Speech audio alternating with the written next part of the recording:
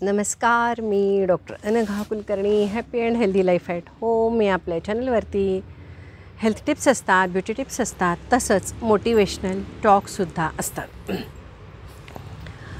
आज हा काही कुठला हेअरस्टाईल नाही किंवा मेकओव्हर नाही आहे, तर आठवड्याला एकदा तरी आपण केस धुतो, त्याप्रमाणे केस नेहमीप्रमाणे धुतले आणि लाईट गेले. मग त्यामुळे काही हेअर ड्रायर वापरता आला नाही. मी तुम्हाला म्हटलं होतं की मी कंपल्सरी हेअर ड्रायर वापरते आणि त्यामुळेच केस चांगले राहतात माझे स्वतःचे. आणि मी तुम्हाला नेहमी म्हणत असते की ती हे योग्य इन्व्हेस्टमेंट आहे. प्रत्येक घरात एकतरी हेअर ड्रायर पाहिजेच. त्याच्यामुळे केस खाजत नाहीत, केस चांगले वाढतात, कोंडाही होत नाही आणि केस मला तरी माझ्या हेअर ड्रायरमुळे माझे केस छान राहतात असं मला वाटतं, ओले राहत नसल्यामुळे. आठवड्यातनं 2 वेळा जरी तुम्ही न्हायलात तरीसुद्धा केस ड्राय करता येतात. तर अशा आज आमचा तो ड्रायर रजेवर आहे, कारण की लाईट गेलेले आहेत. मग त्यामुळे हे केस वाळवणं आणि तुमच्याशी गप्पा मारणं असं दोन्हीही हे काम चालू आहे. आज तुमच्याशी मला जो तुम्हाला मी म्हटलं होतं की गेले 25 दिवस मला खोकला होता, तो कशामुळे झाला हेही मी तुम्हाला सांगितलं होतं की मी होमाला बसले होते 2 दिवस सलग 6-6 तास आणि त्याच्यामुळे नाकातोंडातनं येणाऱ्या जाणाऱ्या धुरामुळे नाकातोंडात घशाला तो जो त्रास झाला त्याच्यामुळे मला खोकला झाला आणि तो जवळजवळ खोकला मला 25 दिवस राहिला. फक्त एकदाच एक अँटीबायोटिक्सचा कोर्स करून टाकला की उगाचच कॉम्प्लिकेशन कुठले होऊ नयेत, किंवा एक मनाला एक काय म्हणतात त्याला एक आधार म्हणून की एक अँटीबायोटिकचा तेवढा एक कोर्स केला. पण टेम्परेचर नव्हतं, खोकला मात्र अफाट आणि अचाट होता.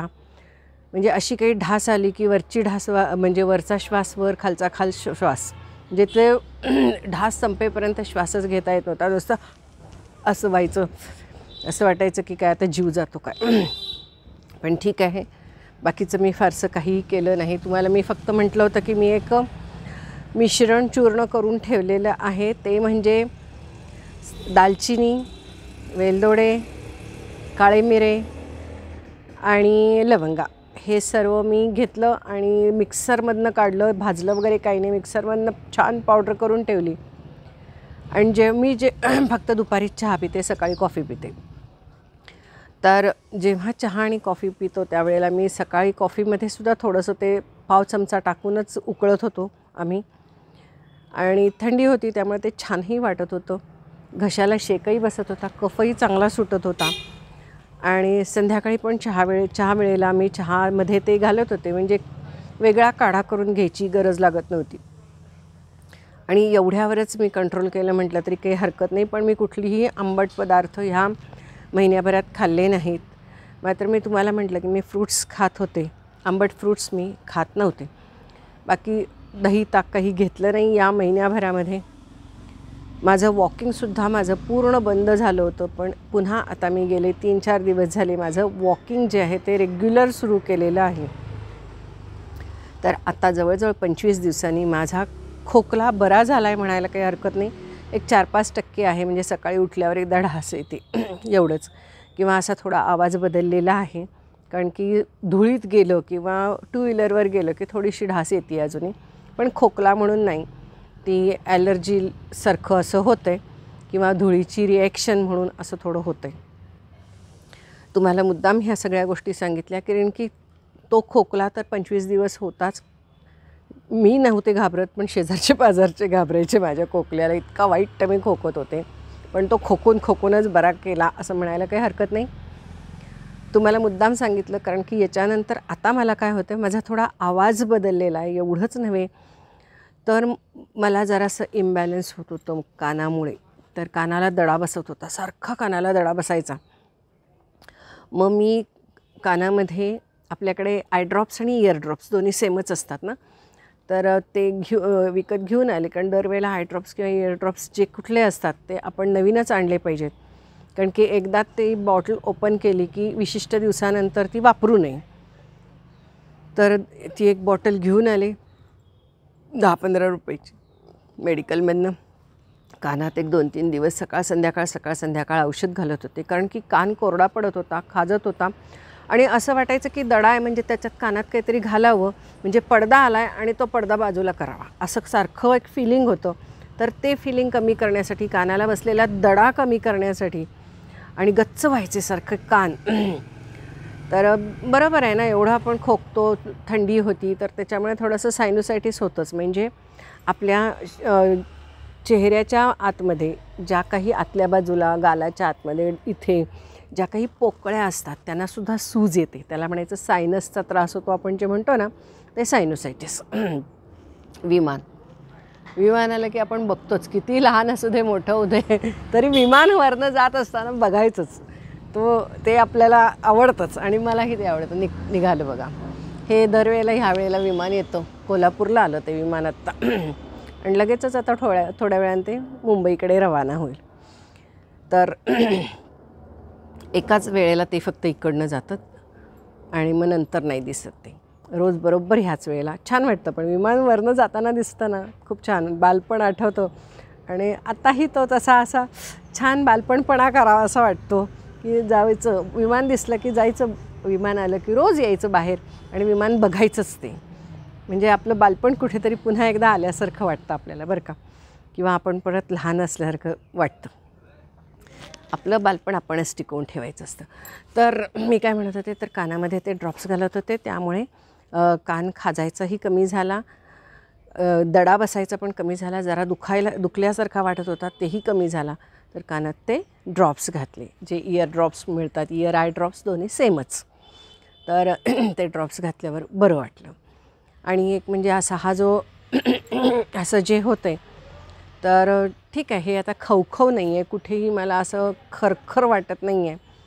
पण जरासं बाहेर आले, आजूबाजूनी वाहनं जातात तर ती धूळ उडते, किंवा आता इथं बसली आहे तर इथंसुद्धा ही सगळी धूळच असते. तर त्यामुळे थोडंसं होतं आहे, पण होईल 1-2-4 दिवसात तेही बरं होऊन जाईल नक्कीच. तर हे मला असं, आणि खोकून बरगड्या पण खूप दुखायच्या बरं का, पोट दुखायचं, बरगड्या दुखायच्या. आणि तेव्हा काही वाटलं नाही, पण आता तो जो कफ सुटतो आणि तो कफ पोटात जातो त्यामुळे भूक जरा कमी झाली आहे, एवढं मात्र नक्की खरं. तर हे खोकला झाल्यानंतरचे हे सर्व परिणाम मला जे दिसत आहेत, पण ह्या सर्वामध्ये नॉर्मल रुटीनच मी सगळं चालू ठेवलं, काहीही बदल केला नाही. फक्त थंडीत जायचं नाही, टू व्हीलरवरती गेलं तरी स्कार्फ बांधूनच कंपल्सरी असा जायचा, हे कंपल्सरी आहे, एवढं मात्र खरं. आणि विश्रांती जेवढी शक्य आहे तेवढी. गार पाणी मी अजिबात पित नाही, उकळून गारच पिते, पण आता कोमट पित नाही, पण उकळून गार पिते. म्हणजे आदल्या दिवशी पातेलं उकळून ठेवायचं, पातेलभर पाणी, आणि तेच दुसऱ्या दिवशी सगळ्यांनी प्यायचं. त्याच्यामुळे तुम्हाला पोटाचेही आजार काही होत नाहीत उकळून गार पाणी प्यायल्यामुळे, आणि घशाचे किंवा खोकल्याचेही असा काही आजार होत नाही. हे माझं झालं ते धुराने, आणि तो माझा तुम्हाला मी सांगितलं ना की त्या होमाला बसले होते त्याच्यामुळे हे सगळं झालं. ते व्हिडिओ तुम्ही बघितले असतील. पण ठीक आहे, काहीतरी हे ह्या सगळ्या गोष्टी होणार. वर्षातनं एकदा ह्या सर्व गोष्टी झाल्याच पाहिजेत. उलट सर्दी झाली पाहिजे, खोकला झाला पाहिजे, कधीतरी डोकं दुखलं पाहिजे, कधीतरी टॉयलेटला लागलं पाहिजे. तर तुम्हाला हेही सांगायचं होतं मला की एक साधी गोष्ट आपल्या काही वेळेला लक्षामध्ये येत नाही. तर ही गोष्ट माझ्याही तिकडनं रिक्षा गेली, रिक्षाची धूळ उडली. तर आपल्याला काही वेळेला हे कशामुळे झालं, काय झालं असं वाटत असतं. पण जसं काही वेळेला आपल्याला आपलं वय झालं, ह्या गोष्टी आपण ह्या ओळखल्या पाहिजेत आणि स्वतःला सांभाळून राहिलं पाहिजे.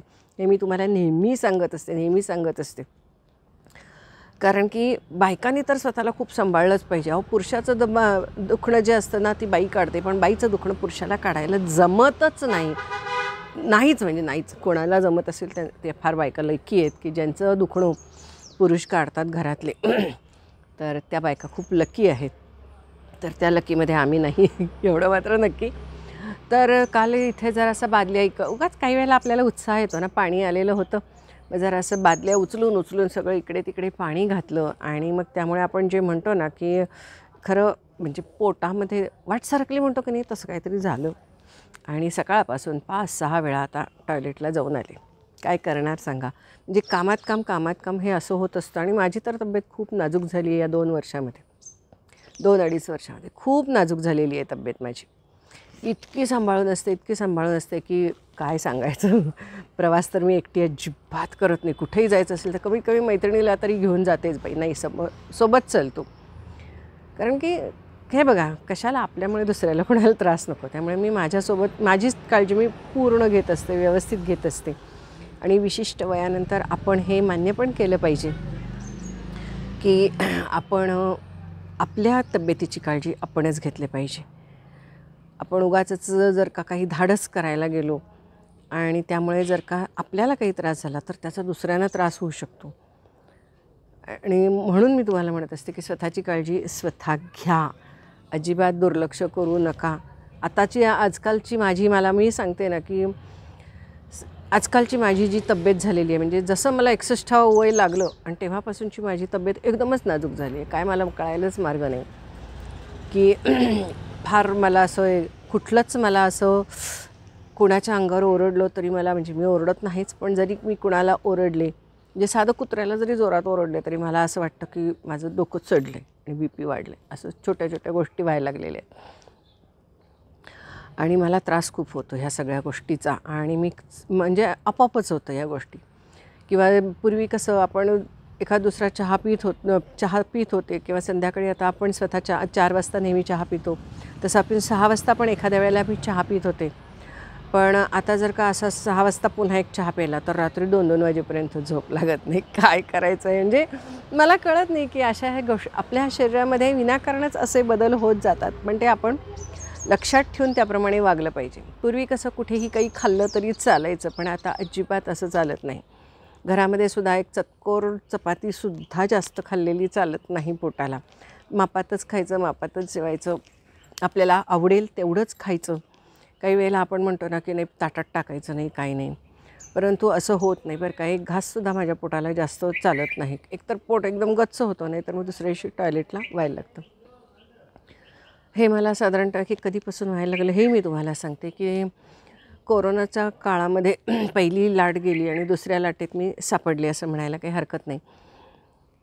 आणि त्यामध्ये मग मला असाच प्रचंड खोकला झाला आणि तो खोकला कमी होईना. आणि त्यावेळेला मग शेजारचे पाजारचे म्हणायला लागले, तुम्ही खोकला दाखवून या.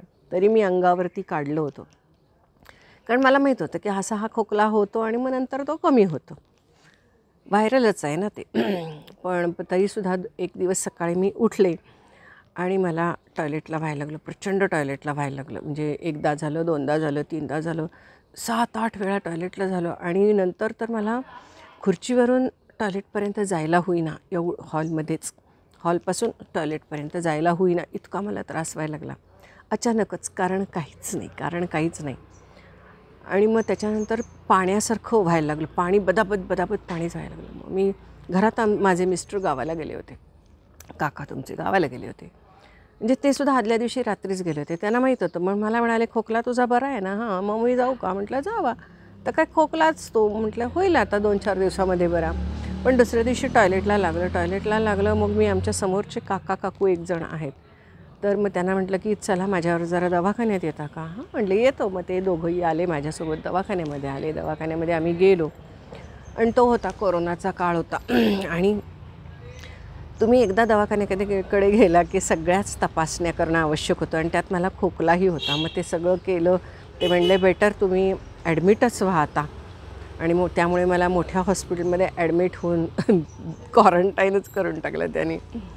तशा सगळ्या निगेटिव्ह आल्या होत्या टेस्ट, पण त्यांचं म्हणणं असं होतं की तो होऊन गेला आणि त्या ह्याच्यात आहात तुम्ही. तर आपण एकदा ते रेमडेसिवीर वगैरे पण घेतलं, सगळं घेतलं. मग त्यामुळे तेव्हापासून माझी जरा तब्येत नाजूक झाली आणि मी स्वतःला खूप सांभाळते. कारण आपल्याला त्रास होता कामा नये.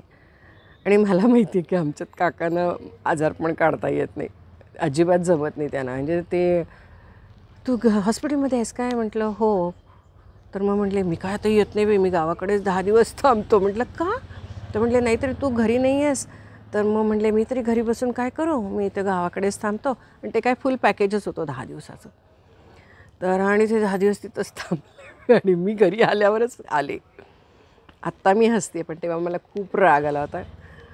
खूप राग आला होता तेव्हा या गोष्टीचा. पण आता मी हसते या गोष्टींवरती. कारण मला जेव्हा आपण मागे बघतो ना सगळ्या गोष्टींच्याकडे, तेव्हा असं वाटतं की नाही, गेल्या ना त्या गोष्टी आणि किती सहजपणे गेल्यात. पण त्यावेळेला मात्र त्रास होतोच बरं का आपल्याला. बऱ्याच गोष्टींचा असा होतो. पण काही नाही, उगाचच म्हणायचं हे असं. पण तसे काका खूपच ॲडजस्ट करून असतात सगळ्याच गोष्टी. आणि म्हणूनच बाहेरचा डबा म्हणा, ह्या गोष्टी सगळे ते मान्य करून घेतात. मी काहीच करत नाही, मला नाही आवडत या गोष्टी सगळ्या. अरे आठवण झाली म्हणून मी तुम्हाला हेही सांगते की काकांची तब्येत आता बरी आहे बरं का. म्हणजे 26 तारखेला ते पडले होते आणि आता तसे 26 अजूनही, आता उद्या त्यांचे टाके काढायचे आहेत. तर काका तसे बरेच चांगले आहेत आणि विल पॉवर आणि देवाची कृपा आणि त्यांच्या आईवडिलांची पुण्याई असंच म्हणायला पाहिजे की त्याच्यामुळे काका मोठ्या संकटातून फार सहजपणे बाहेर पडले. मलाही तसा अजिबात काहीही त्रास झाला नाही. उगाच घरात बसून काय काळजी घ्यायची, तेवढीच काळजी घेऊ. पण फार काही मला पळापळी करावी लागली नाही, काही नाही. टेन्शन हे येणारच, त्याला काही इलाज नाही. तर छान आहेत. आज त्यांनी सकाळी चहाही केलेला आहे मस्तपैकी. कारण की सकाळचा चहा करायची गेले 2 वर्ष मी तुम्हाला म्हटलं ना की मी जेव्हा ॲडमिट होऊन घरी आले तेव्हापासून मग त्यांच्याचकडे ते काम आहे. सकाळचा चहा त्यांनी करायचा आणि मग नंतर डबेच लावून टाकले मी, डबा, नाश्ता, जेवण सगळंच. आणि छान गरम गरम येतं. आमच्या घरासमोरच राहतात त्या, मस्त गरम गरम येतं त्या सगळ्या गोष्टी. म्हणजे मी घरात काय करेन एवढं त्या छान करून पाठवतात. हां ठेवा, डबा आला बघा. डबा म्हणायला आणि डबा आला. छान देतात व्यवस्थित. म्हणजे काय असतं ते पैसे द्यायचे आपण महिन्याने. मी त्यांना कधीही विचारत नाही की दिला ताट, आज काय कमी दिला, आज काय जास्त दिला. अजिबात मी ते काही विचारत नाही. महिन्याभरानंतर त्या जे काय बिल देतात ते मी देऊन टाकते. कधी मी तोट्यात असते, कधी त्या तोट्यात असतात थोड्याशा. पण हा विचारच आम्ही दोघी पण करत नाहीत. त्या किती लावतील तेवढं मी देत असते. कारण की मला झालेली मदत किंवा मला आत्ता असणारी हेल्प ही खूप महत्त्वाची आहे. कारण मी जर का तब्येतीने चांगली राहिले तरच घर तब्येतीने चांगलं आहे. आणि काकांना पण तसं बिनधास्त असतं, कारण ते खूप हिंडतात, प्रचंड हिंडतात बाबा. बापरे, त्यांचं हिंडणं बघितलं म्हणजे पहिल्यापासूनच कामासाठीच हिंडतात, पण फार हिंडतात बाबा. आणि आता जरासं रिलॅक्स आहे, रिटायर आहेत, तर नातेवाईकांच्याकडे हिंडतात, प्रत्येक कार्यक्रम अटेंड करतात. पण ठीक आहे, माणसाने त्यांचं पण मन रमलं पाहिजे ना. मी एक भजन करत माझं एक मन रमतं. माझं यूट्यूब आहे, माझं क्लिनिक आहे, सगळ्या गोष्टी आहेत, मैत्रिणी आहेत. तसं पुरुषांना नसतं. म्हणजे हे माझ्या लक्षात आलं की त्यांचं ऑफिस आणि काम ह्याच्या पलीकडे त्यातनं ते रिटायर झाले की त्यांना तेवढी माणसं जमवता येत नाहीत. ते जमवायला थोडी टॅक्ट लागते किंवा त्याला मुद्दाम आपला वेळ द्यावा लागतो. तर त्यामुळे मग ते काका खूप हिंडत असतात. आणि मग मला एकटीला स्वयंपाक करायला कधीच आवडत नाही, आपलं कुणालाच आवडत नाही. तर मग त्यामुळे त्या मावशी छान, एकटी जरी असलं तरी मस्त स्वयंपाक करून देतात व्यवस्थित आणि मी जेवू शकते. तर ही ॲडजस्टमेंट आमच्या घरातल्या सगळ्यांनीच पहिल्यापासून केली. मग तुम्ही मला हाही प्रश्न विचार, तर मी तुम्हाला हे सांगत असते की काका खूप छान झालेले आहेत, बरे झालेले आहेत. तुमच्या सगळ्यांच्या आशीर्वादाने, शुभेच्छामुळे, आयत्या वेळी मिळालेल्या चांगल्या मदतीमुळे आणि काकांच्या आईवडिलांच्या पुण्याईमुळे काका आत्ता खूप लवकर बरे झाले बरं का. बरे झालेच असं म्हणून, विकनेस आहे अजूनही ते असे, चला घराच्या बाहेर जाऊया किंवा एक कोपऱ्यापर्यंत जाऊन या, तर ते नको म्हणतात, नको आणि 1-2-4 दिवस जाऊ देत म्हणतात. पण मला माहिती आहे आणि 1-2-4 दिवस झाले की काकासाहेब बॅकपॅक घालून जाणार आहे, त्याचं मला नक्की गॅरंटी आहे. कारण की मग अशी काहीतरी फोनवर बोलत होते, मी गेल्यावर लगेच फोन ठेवला. चला, त्यांची लाईफस्टाईल नॉर्मल चालू होऊ दे, एवढीच. त्यांची तब्येत चांगली असली तर करेनच की त्यांच्या पद्धतीने वागेनच. फक्त भीती काय वाटते की अजूनही ब्लड कमी आहे अंगामध्ये, तर चक्कर येऊ नये रस्त्यात कुठेतरी, विकनेसमुळं काही होऊ नये. आणि आपण आत्ता खूप चांगले आहोत तब्येतीने, किंवा दैवानं नशिबानं आपलं काही मेजर काही झालं नाही, तर आपल्या आगाऊपणामुळे काही होऊ नये एवढंच मला वाटतं. त्यांनी विश्रांती घ्यावी 1-15 दिवस, महिनाभर. पण मला नाही वाटत ते विश्रांती घेतील, कारण तो त्यांचा स्वभाव नाही. आणि त्यामुळे पुन्हा बॅकपॅक घालून काका तयार असणार आहेत ह्या आठवड्यात, असं मला अंदाज यायला लागलेला आहे. पण असं दे, ऐकत नाहीत ते. असू दे, वय पण जसं 60नंतर माणूस थोडा हट्टी पण होतो, तसंही झालेलं आहे. आणि रिटायरमेंटनंतर एकदमच आलेलं हे रिकाम पण आहे, त्याच्यामुळे सुद्धा असं होण्याची शक्यता आहे. ठीक आहे, इट्स ओके. देवावर भरोसा, आणि देव आहेच पाठीशी आपल्या. तुमच्या सगळ्यांच्या शुभेच्छामुळे सगळ्या तुमचे मी कमेंट्स वाचत असते, सगळ्या कमेंट्स त्यांनाही सांगत असते. करत असतात ते काय बोलत नाहीत, कारण की त्यांना फारसं बोलायला आवडत नाही. त्यांच्या कामाच्या ठिकाणीच ते फक्त खूप जास्त बोलतात, नाही तर इतर ठिकाणी त्यांना काय फारसं बोलायला आवडत नाही. हसलं बितलं तर मी कधी बघितलंच नाही आहे त्यांचं. लग्नाच्या आधी कधीतरी हसले असतील बिचारे, पण लग्न झाल्यावर कधी ते हसले नाही. त्यांचं हसणंच बंद झालं लग्न झाल्यावर. तर असो मज्जा. तर अशा. आणि एक तुम्हाला तुमचा प्रश्न म्हणजे की तुमचा मुलगा कुठे दिसला नाही. आजकालची मुलं कोणीच जवळ नसतात, खूप सारी लांब असतात. त्यांना फॅमिली असते, त्यांच्या फॅमिलीचे त्यांना प्रॉब्लेम्स असतात, त्यांची मुलं त्यांना सांभाळायची असतात. आमची सूनसुद्धा वर्किंग आहे, त्यामुळे इतकं सोपं नाही आहे लाईफ. उलट आमच्या गावातलं आमचं लाईफ खूप सोपं आहे, त्यांच्या गावातलं लाईफ त्यांचं सोपं नाही आहे. त्यामुळे मी म्हणते अजिबात इकडं फिरकायचं नाही. आम्ही मस्त आहोत, आम्ही मस्त घट्ट आहोत. आणि ज्या दिवशी आम्हाला होणार नाही त्यावेळेलासुद्धा तुम्ही आमची काळजी करायची नाही. आली कुठली तरी गाडी, तेव्हाही तुम्ही आमची काळजी करायची नाही, कारण की आम्ही तोवर काहीतरी पर्याय शोधून काढू. पण तुम्ही तुमच्या संसारात काम करत राहायचं. तुमचं करिअर, तुमची मुलं, तुमचा संसार आणि तुमचं कुटुंब याला प्रायोरिटी द्यायची. आम्ही घट्ट आहोत. ज्या दिवशी आम्ही म्हणजे आमच्या दोघातलं एक राहील त्यावेळेला, आणि ते सुद्धा अगदी हातभर होईल त्यावेळेला बघा म्हणे. तोपर्यंत आमच्याकडे तुम्ही बघायचं नाही, उगाच इमोशनल व्हायचं नाही, उगाच सेन्सिटिव्ह व्हायचं नाही, वाईट चेहरा करायचा नाही. सुनेनी पण एवढासा चेहरा केला, मुलानं पण एवढासा अजिबात चेहरा असला वाकडा करायचा नाही, इकडे फिरकायचं नाही.